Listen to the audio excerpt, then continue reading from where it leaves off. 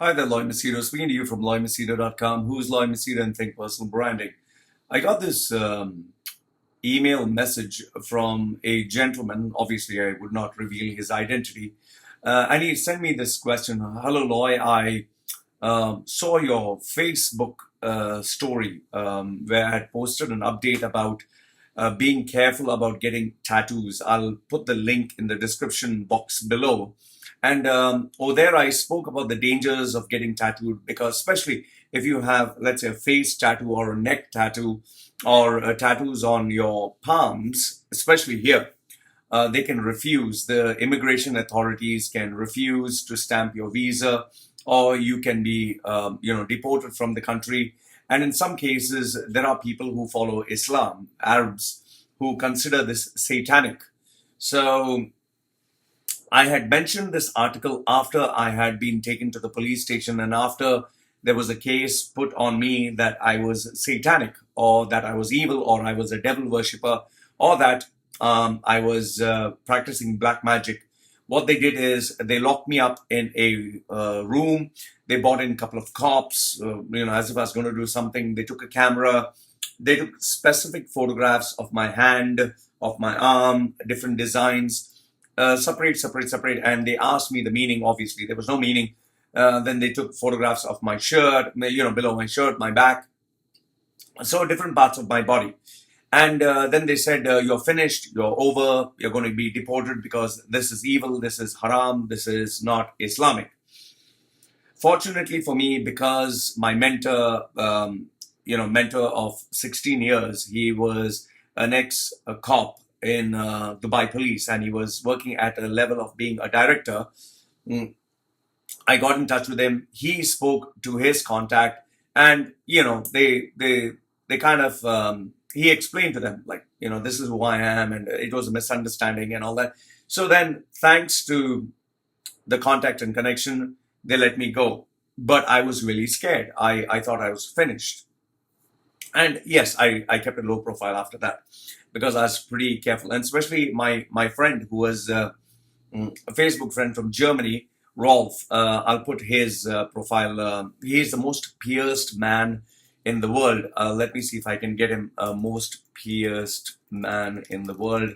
Let's see. Yeah, his name is Rolf Buchholz. Rolf Buchholz, world's most pierced man. He was barred from Dubai. He was supposed to perform in Dubai for I think it was one of those shows, nightclubs. He has a total of 453 piercings on his face. So he was supposed to perform for Circus Soleil. However, they claimed that he was a satanic worshipper or he was a devil or whatever. And after that, it became very difficult for me.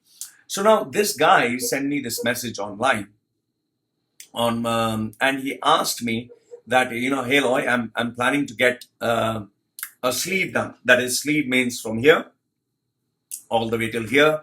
Plan to get both the sleeves done, and I'm planning to get both my legs done. So I just want to know that, given this story, would I face problems in Dubai?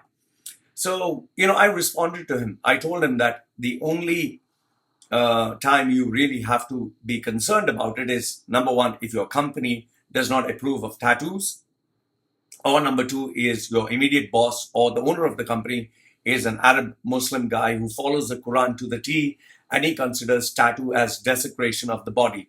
If you have that, then you'll have a very serious problem. The second area where you need to be careful is, if in case you're planning to get a visa stamped, then you should make sure that you do not have tattoos from above your neckline and above. Nothing should be on your face. Nothing should be this part of your hand. Nothing should be at this part of your hand, because if it is, then they can deny you the visa because the immigration officer has the authority. And also another thing is, never ever have, like I remember seeing one guy, he had a tattoo of a female whose breasts could be seen. And she was half naked. I told him, cover this or you're going to get into serious trouble. Do not have anything in Arabic. Do not have anything Islamic, especially do not have anything of the Quran put on your body, and it shouldn't be visible. most important of all is be careful which areas you go. If you go in public areas, just make sure that it is not a family-based area or shopping mall, or especially if it is Sharjah. If it is Sharjah, it runs by Saudi rules.